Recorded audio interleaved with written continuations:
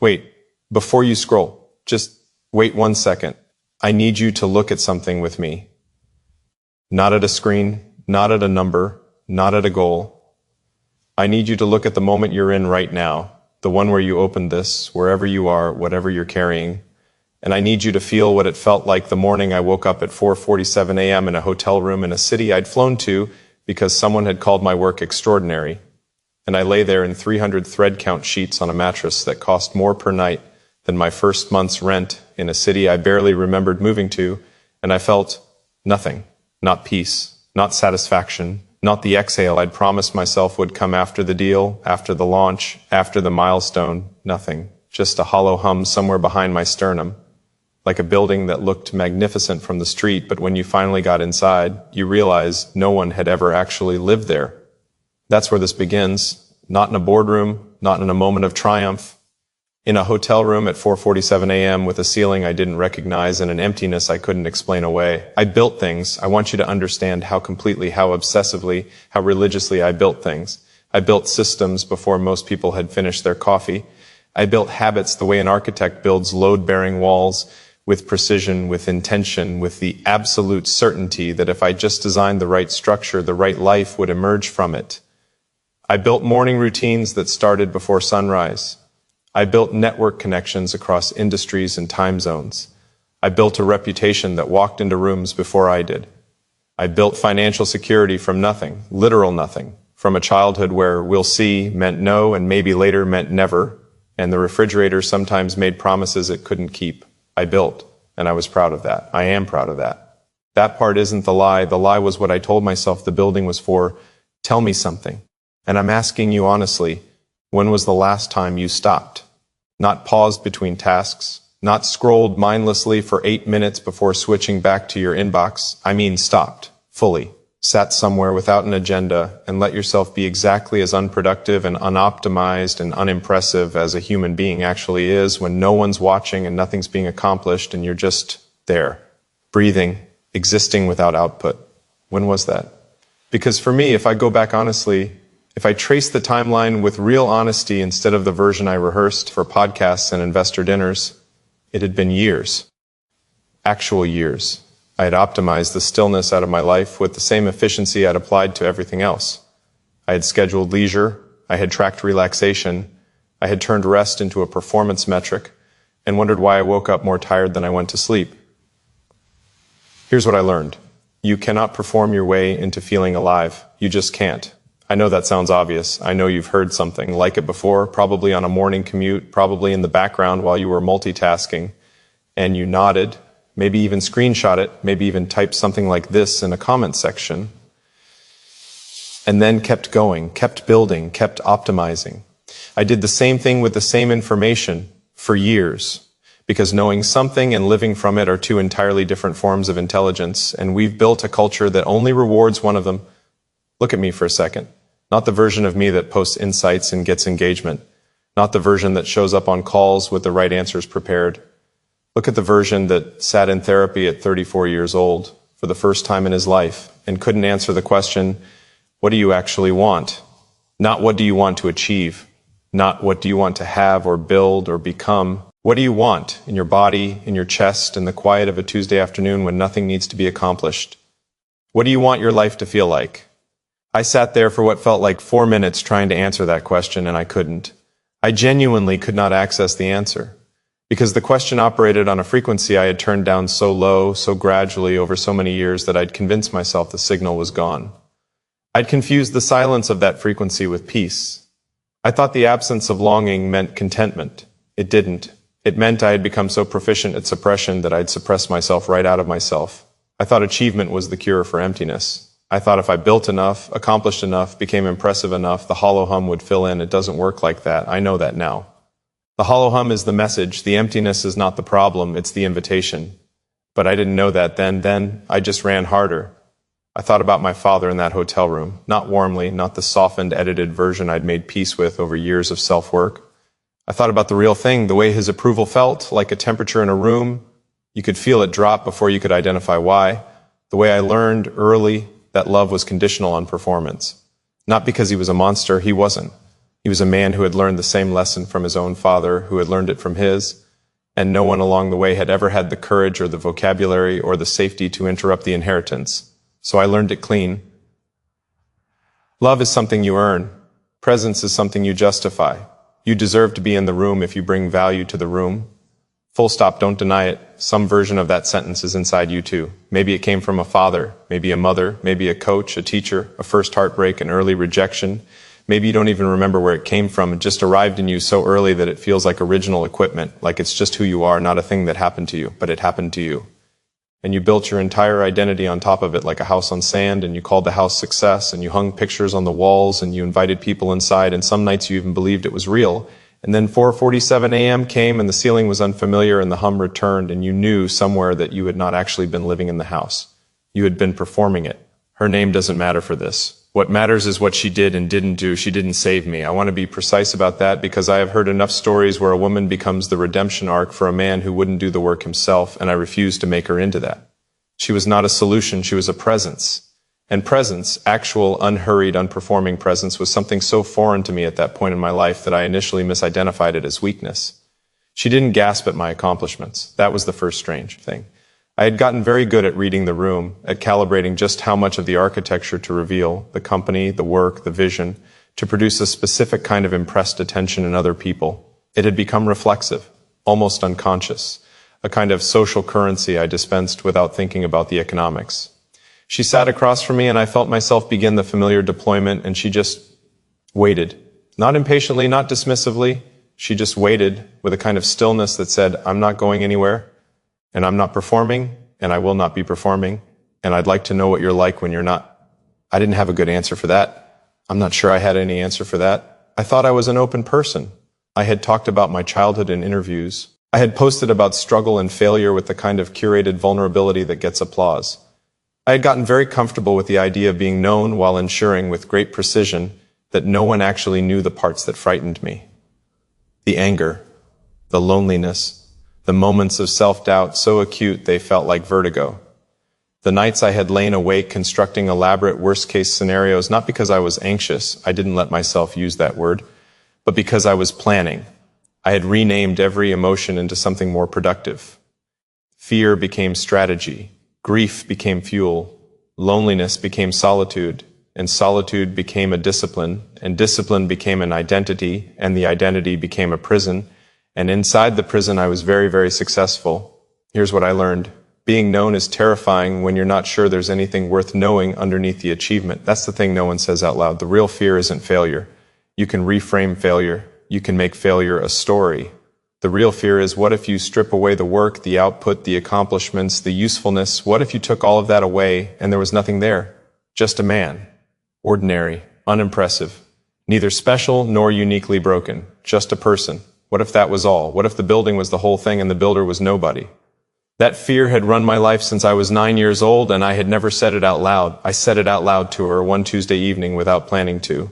It came out the way things come out when you've carried them too long in silence, abruptly, clumsily, without the editing I would normally have applied. And she didn't fix it. She didn't reassure me with statistics about my value or remind me of my accomplishments or redirect the conversation toward what I should do next. She just sat with it. She let it be real in the air between us. She let me be the man who had said the terrifying thing without rushing to make it less terrifying, and I felt not fixed, not healed, not transformed. I felt witnessed for maybe the first time, and I did not know how much I had needed that until the feeling arrived. I want to talk about the altar, because every man who builds the way I built has one.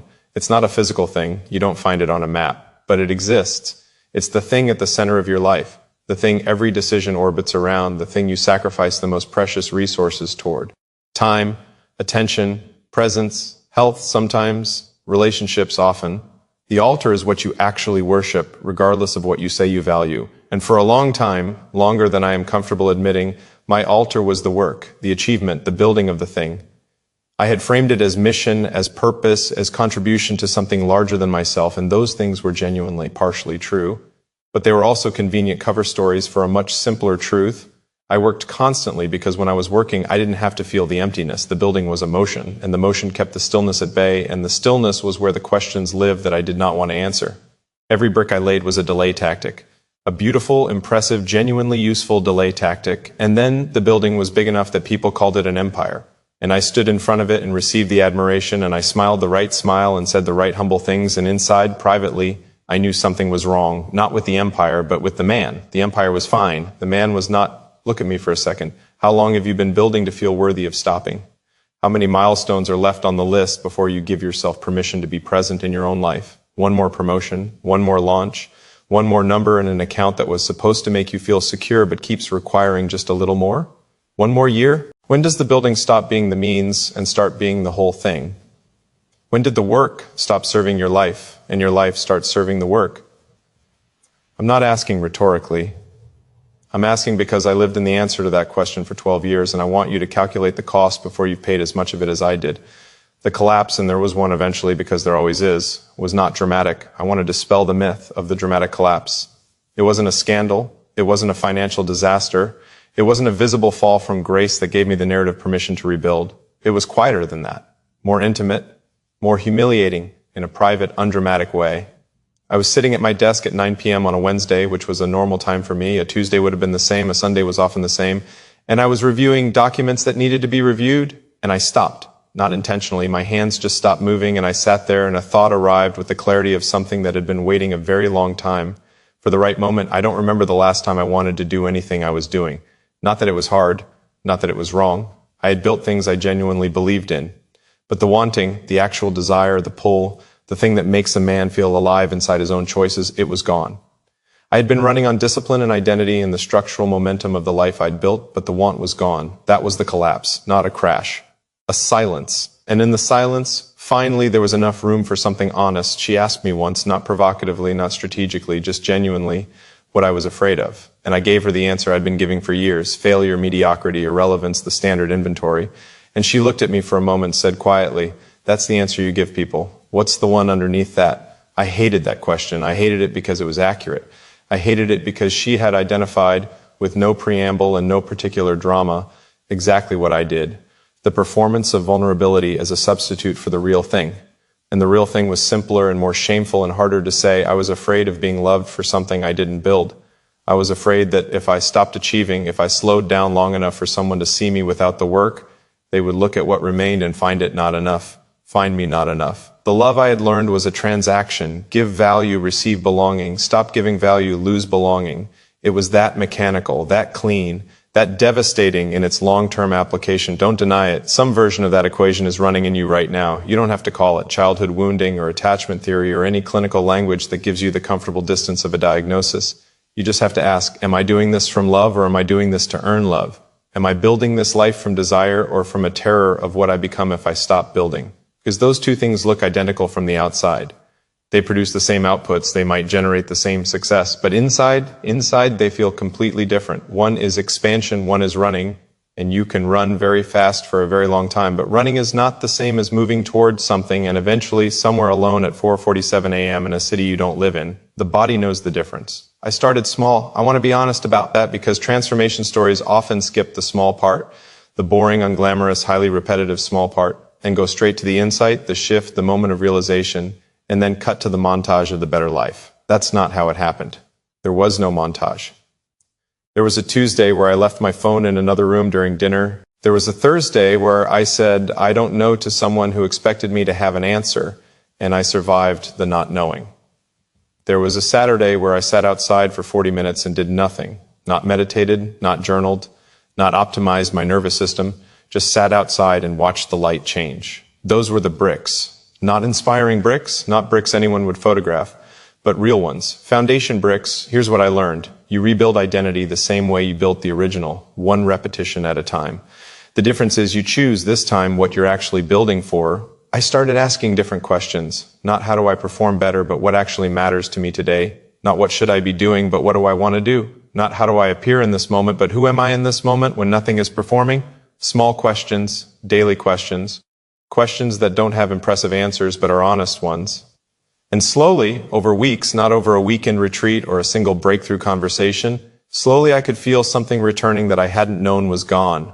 A kind of warmth, a lightness. The ability to be in a moment fully, not as a productivity strategy, but because the moment was genuinely worth being in. I remember the first time I asked for help without framing it as delegation. There's a difference, and if you've been where I've been, you know the difference viscerally. Delegation is a management skill. It's a transfer of tasks. It keeps you in the position of the person who knows, who directs, who maintains the architecture. Asking for help is different. Asking for help means admitting, without the buffer of strategy, that you are insufficient for something on your own, that your needing is legitimate, that your vulnerability is not a liability to be managed, but a truth to be expressed. I asked her one morning if she would just sit with me for a little while, not talk, not plan anything, just sit. And she said yes, and we sat in the kitchen in the early light, and I felt, I'm going to say this without decorating it, I felt held. Not because she was doing anything, because she was there, and her being there was a choice, and her choice said something about my worthiness to be sat with that no accomplishment had ever said as clearly. That was a new kind of evidence. Tell me something. Have you ever let someone see the actual version? Not the curated one, not the together one, not the version that has the answer for everything and turns struggle into content and turns pain into productivity and turns the honest complexity of being a human being into a brand narrative. Have you let someone sit in the kitchen with you in the morning, metaphorically or literally, and seen you just as a person who is sometimes scared and sometimes confused and sometimes has no idea what he's doing and is building anyway? Because here's the thing about being truly known. It requires you to risk being truly seen. And truly seen means the parts that haven't been optimized, the parts that aren't a strategy, the parts that aren't particularly impressive or useful or admirable, the parts that are just you, just the person, just the raw and unfinished human being underneath all the architecture.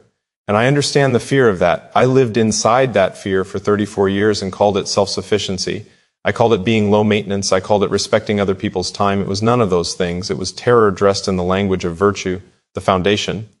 I want to talk about the foundation because I think we've confused the foundation with the building. What I mean is we talk a lot about what we're building. The career, the company, the financial freedom, the legacy, the brand, the body, the lifestyle. All of it is building. All of it is structure.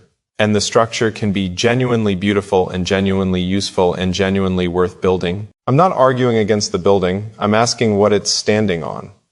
Because a building can be spectacular and still collapse if the foundation is fear. If the foundation is the thing you're running from instead of the thing you're running toward. If every brick is laid with the energy of proving something rather than creating something. That structure will look extraordinary from the outside. It will photograph well. It will get applause. And it will be, at its core, load-bearing anxiety, and eventually quietly in a hotel room at 4:47 a.m. or a kitchen at noon or a car in a parking lot when you've pulled over because you couldn't drive through the feeling. It will let you know the collapse is not the punishment. The collapse is the mercy. The collapse says this isn't load-bearing. This isn't the foundation you actually need. You have the skill, you have the work ethic, you have the vision. Now build from the right thing. Now build from desire instead of deficit. Now build from love instead of fear. Now build something that feels like a home when you're inside it rather than a monument that needs to be defended from the outside. I went back and rebuilt the foundation, slowly, uncomfortably, with a lot less ceremony than I'd imagined transformation would require. I called my father not to confront him, not to resolve anything, just to hear him. Just to be in a conversation without an agenda. It was a 12-minute phone call about nothing in particular. It was also the most important phone call of my adult life. I went back to the relationships I'd treated as maintenance items on a longer to-do list, and I actually showed up in them. Not as the successful version, not as the resource, not as the person with the connections and the insights and the access, just as the friend, just as the son, just as the man who was there and had nothing to offer except his attention, which, it turned out, was the thing that had always been most wanted. And the thing I'd withheld most consistently because it was the thing I'd most feared giving. Because to give your full attention to something is to admit it matters to you. And to admit something matters is to risk losing it. And losing things after a childhood that taught you love was conditional, felt like a risk you'd decided unconsciously you were no longer willing to take. Don't deny it. You've done the same math. You know exactly which relationships have been managed rather than lived in. You know whose calls you let go to voicemail, not because you were busy, but because being present in that relationship required something from you that you weren't ready to give. You know the moments you stayed in the work, not because the work needed you, but because you needed the work to need you. Because the work's need of you was something you could measure and optimize and succeed at. Unlike the ambiguous, unmeasurable territory of loving people, well, I know this because I lived it. For years. With great productivity, she stayed. I want to return to her because this matters. She stayed through the part where I was figuring it out. Not the graceful figuring out, the actual one. The backsliding, the moments of reverting to the old patterns, the evenings when I slid back into the armor because the armor was familiar and familiar still felt safe even when I knew it wasn't serving me. She didn't demand my transformation. She didn't issue ultimatums or issue a timeline for my becoming.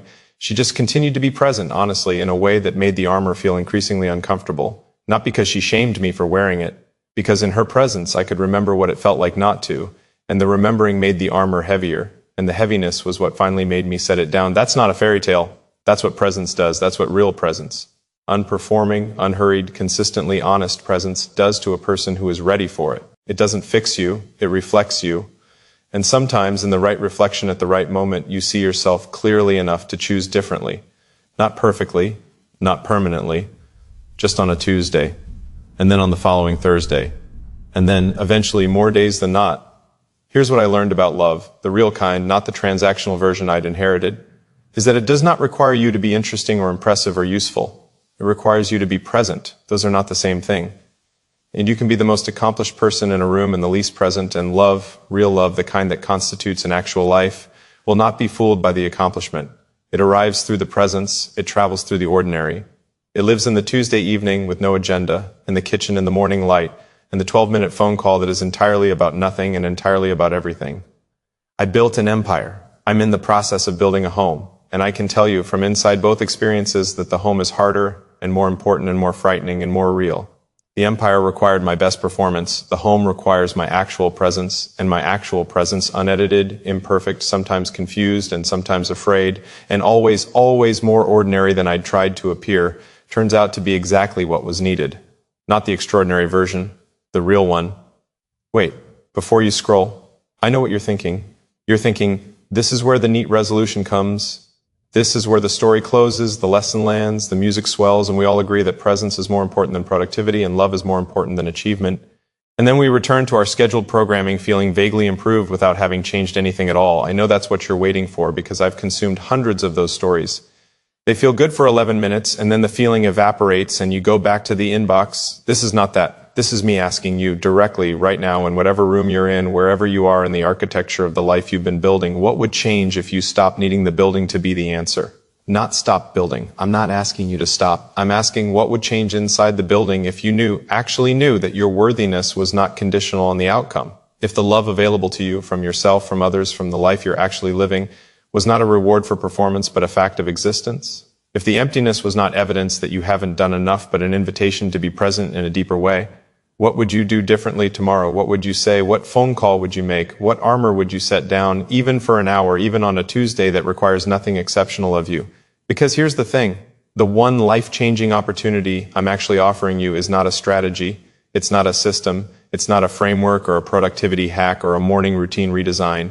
The one life-changing opportunity is the thing that was always available and that you have been, with remarkable efficiency, walking past. It's the moment you're in right now. Not the moment after the next achievement.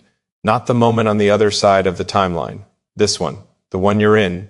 Unfinished, uncomfortable, unmilestoned, ordinary.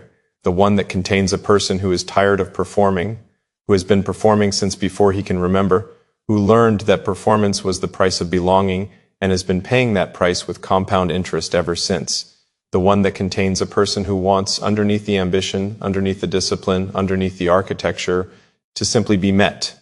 To be seen, to be present in his own life without needing to justify the presence with output. That's the person I'm talking to. Not the brand, not the builder, not the version you put on in the morning when you're ready to be impressive. The one in the hotel room at 4:47 a.m. with the unfamiliar ceiling.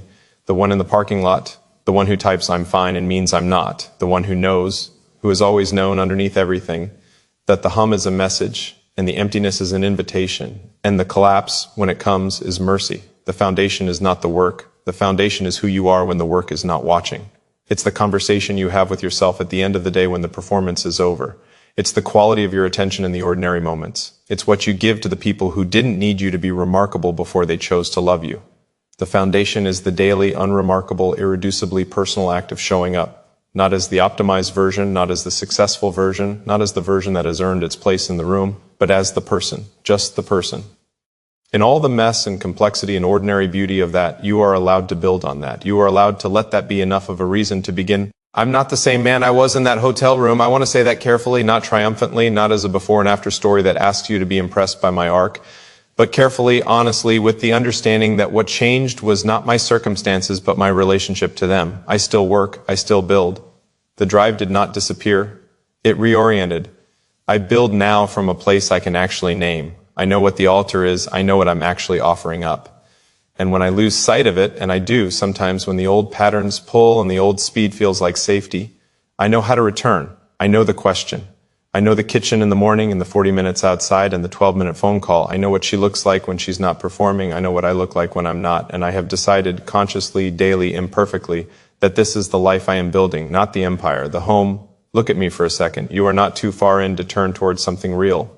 You are not too successful to need what every human being needs. You are not too complicated to be known or too damaged to be loved without conditions, or too late to rebuild on a foundation that will actually hold the weight of the life you're trying to create. The collapse, whatever form yours has taken or will take, is not the end of the story. It is the story becoming honest enough to continue. I know because I was there. I know because the ceiling was unfamiliar and the hum was real and the emptiness was not the punishment but the invitation. And I almost missed the invitation, and I didn't, and I am, for the first time in my adult life, building something I want to live inside. And I am asking you, directly, without performance, in the only voice I know how to use now, the one that came after the armor, I am asking you to consider doing the same, not tomorrow, not after the next milestone, not when you've earned the stillness. Now, this moment, before you scroll.